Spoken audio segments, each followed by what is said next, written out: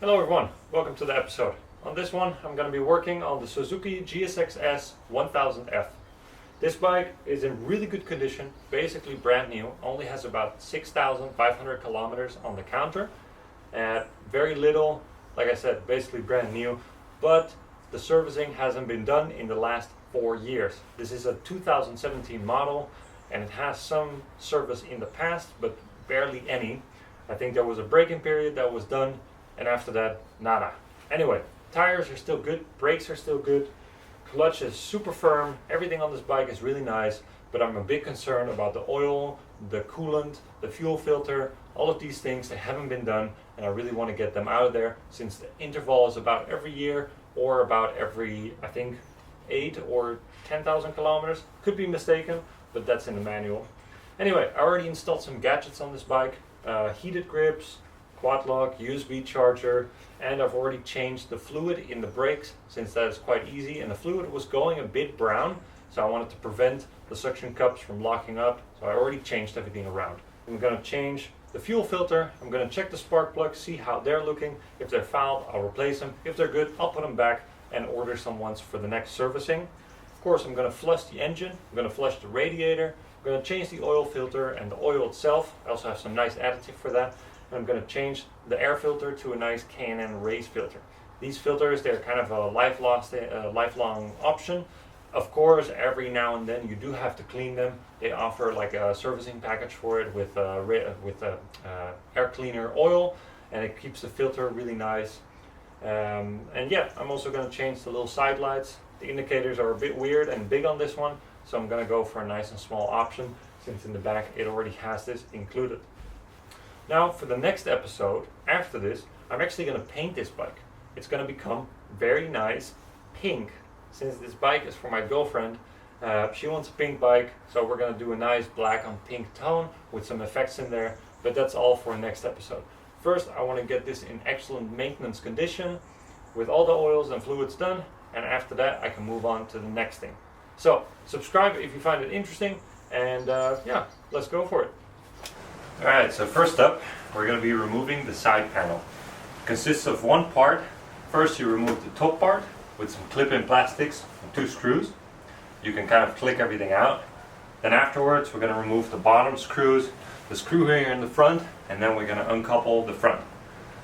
These sides are the same on both sides. I have some electronics over there, but I'll take care of that. I'm also going to replace the indicators.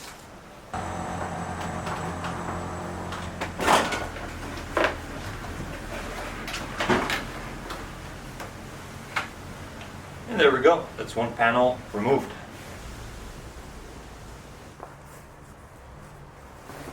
So, now that both sides are off, I'm going to be using an engine flush and a coolant flush. The coolant in this one hasn't been replaced either, so I'm going to be doing that as well, just as the oil. Both you can just add to the vehicle, let it run for about 10 or 15 minutes, then afterwards shut off the vehicle and you can drain all the fluids.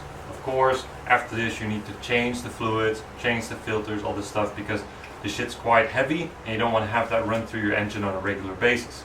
I'm only doing this because the service hasn't been done in ages, and well, to be sure, needs to get rid of all the junk in there. Alright, I'm going to let the engine run for 15 minutes.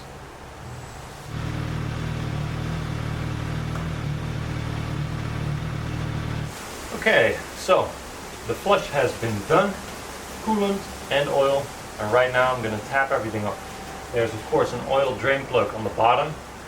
Be sure you use the right socket for this so you don't strip the bolt. After that, put a pan underneath it to drain all the old oil. I'm going to let it cool off a little bit, because right now the bike is really hot and I don't want to get any hot flaming oil on my hand. After that, I'm also going to drain the coolant system, and I'm going to run a hose with water through it to get all the old gunk and all that stuff out.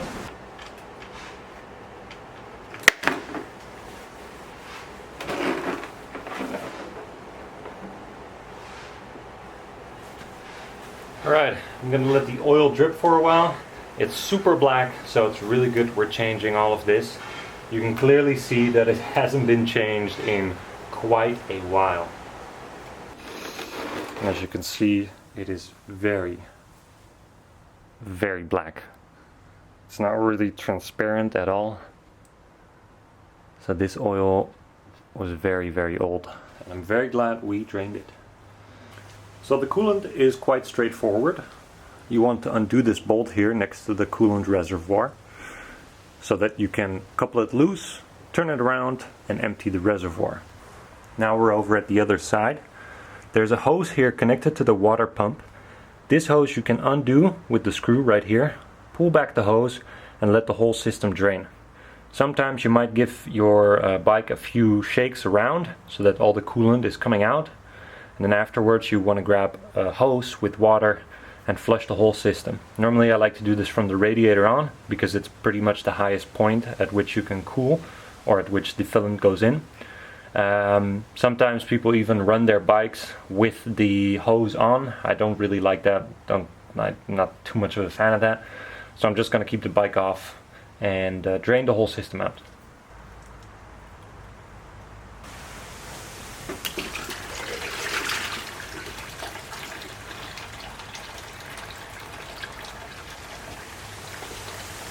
Okay, so now that I have the system fully drained, what I'm first going to do is fill up the radiator with the correct fluids. While I'm doing that, I'm going to squeeze the hoses so that any air that might be trapped in the engine comes out. I'm also going to shake the bike back and forth to release any air bubbles that are in there. Again, lots of shaking, lots of pinching the cables and the hoses here. Then afterwards, I'm going to fill up the reservoir here. I believe this is just a like an extra reservoir backup, something like that, until it hits the full mark. No over that, no bueno.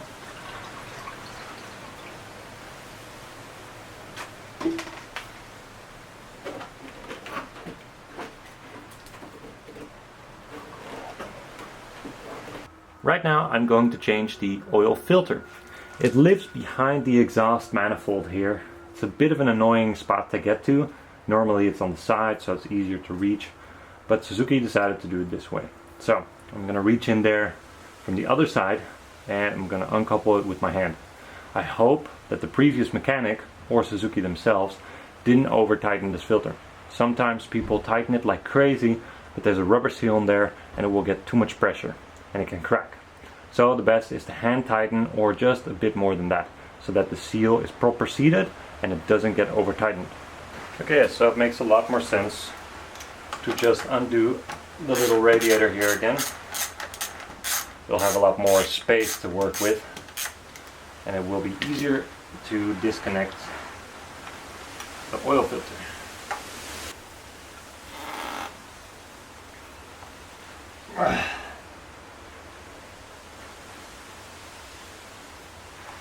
Of course, it's very tight. I'm gonna need some tools for this. Okay, so the filter is in there very tight and I cannot get it loose with any of my tools, and the tool that I actually need doesn't fit here because the manifold's in front of it and I don't want to uncouple this whole junction just to get to the filter. So I'm gonna do a good old classic, smack a drive pan in and twist it that way and hope it comes loose.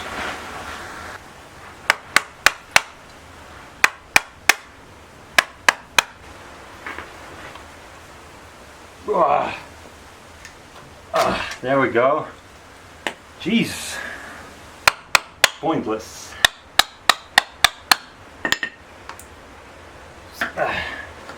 And finally, the oil filter comes off.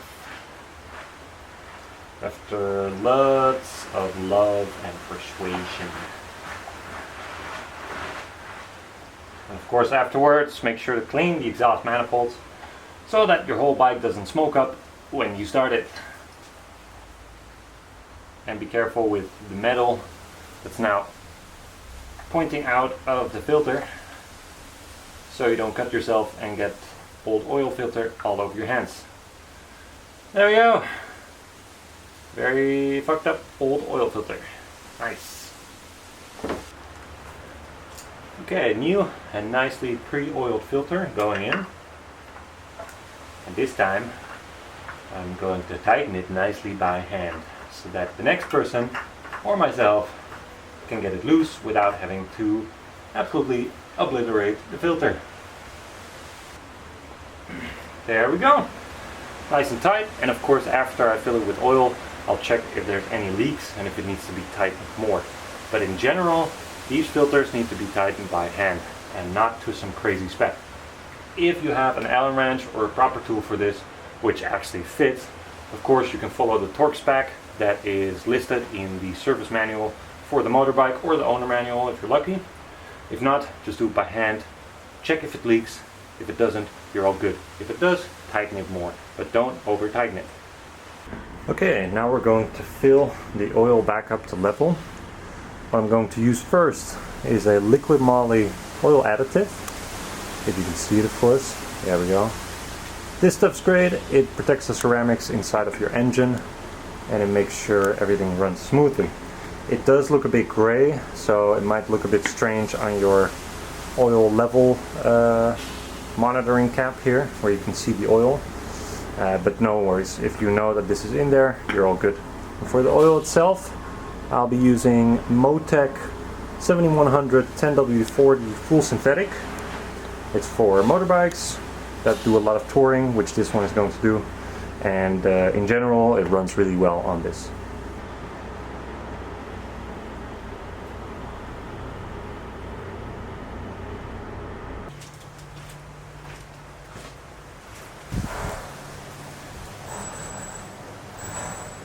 All the fluids are done. Coolant, oil filter, and the coolant is at the right level. So let's move on to the best part, the fuel filter and the air filter. For that we're going to have to lift up the gas tank out of the frame, and the gas tank is still full of fuel, so I'm going to have to siphon it, which is not that great. Anyway, after that you can remove the air box and also have a look at the spark plugs in case you're going to change those. I'm just going to check out mine to see if they're fouled or not. If I need to replace them, I will. If not, I'm just going to leave them in. Again, this is a bike with 6,500 kilometers on it. It does have some age to it, but if the spark plugs are okay, I'm just going to keep them that way. So, let's get into it. Okay, now it's very handy that we already have the side panels off, because those need to come off in order to lift the gas tank. We're going to straighten out the steering wheel, and these two plastic flags here you're going to take off. Pretty easy, but make sure you have the saddle removed. Main saddle, not the back saddle. After that, you have kind of a top cowl over here. Looks like a dragon's tail. Pretty cool. You're going to also have to remove that. It comes with the ignition system, not the key system, just the sensor around the key that enables the fuel pump and the oil pump and all those things. You're going to have to unplug it, remove it.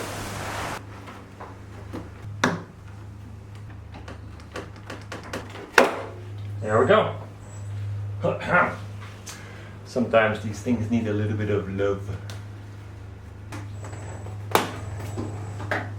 This one actually comes off easier. Not sure why. Anyway, screws here, 2 on each side to take off the top cowl. Who am I kidding? I have power tools. There we go. It's secured by 2 little clicks here. Okay, I'm going to use a nice long extension to get to them. Oh, that's the wrong socket. There we go, 10 mil. If you don't have these tools, well then that sucks for you.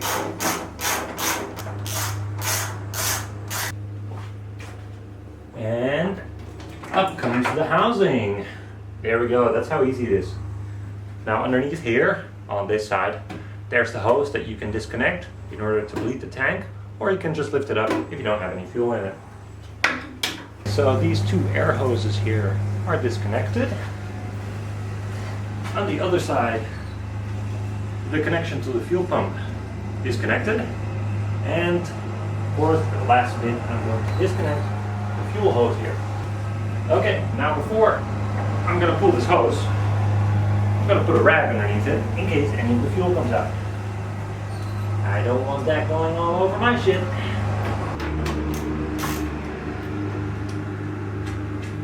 Okay, so with everything out of the way and disconnected, I'm going to lift my fuel tank out of place. Alright, bada bing bada boom. Now you have access to the air filter. Underneath it are the spark plugs. You can undo all the bolts here on the side, lift it up, check out the air filter. First, I'm going to do the fuel tank. Okay, lighting is a bit shit because I had to close the garage door since it's lawn mowing day. Now we can carefully lift up the leveler. There's going to be a whole system attached to it. There we go. And this little thing measures your fuel level, and the pump is inside of here. Brought it over to the little side here. Ooh, there's still some fuel in it.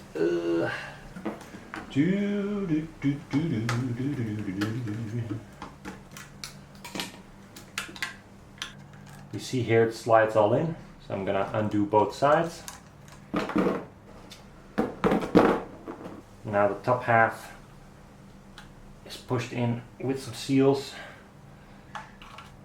so I'm gonna carefully pry it a bit open with a screwdriver. Of course, this is all plastic, so you don't want to break anything.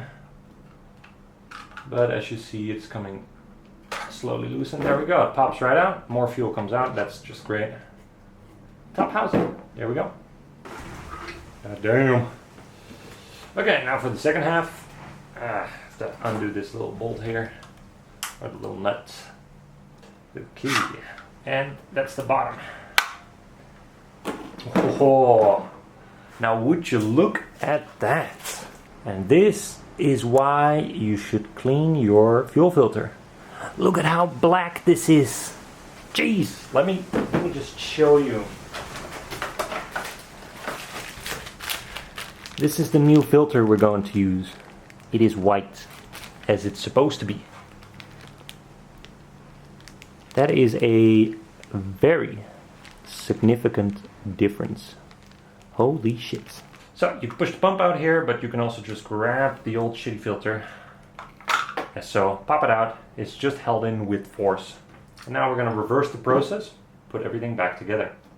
Normally you also have to change the rubbers that are in here, but these look quite alright, so I'm just going to leave them as is. Once they turn to plastic and get real hard, it can cause some issues, but we're not there yet. So for now, it's all good. When pushing back on the top, make sure you have the rubber ring around here and that you don't squeeze any of these cables between the two housings. Okay, and there we go. Press back together with the cables in the right position. Now I'm going to put the leveler back on. There we go. It's much better. Housing back in place. Gonna drop it down to 10 Newton meters and tighten it in a star pattern.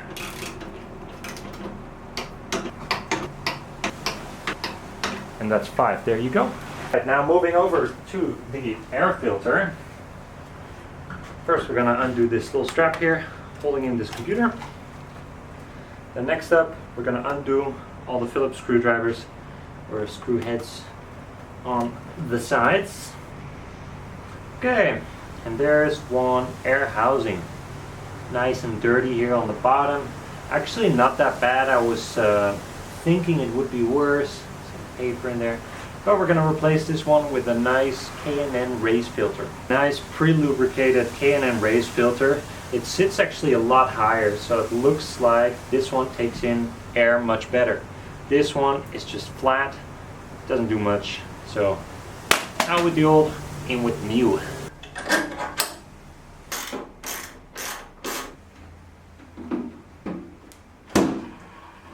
Everything is done. All the fluids have been changed. The filters, the air filter, the oil filter, oil fluid, radiator fluid, all that stuff has been done. Very happy with the result, and this bike is actually super easy to work on as long as you know kind of how the panels click and go out and in. It's pretty simple. So now I'm going to put everything back together. Last thing I have to change is the indicators on the front.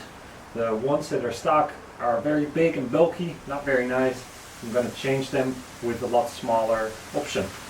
So that's going to look great. And then I'm going to put everything back together, give it a final test, and it's off to ride.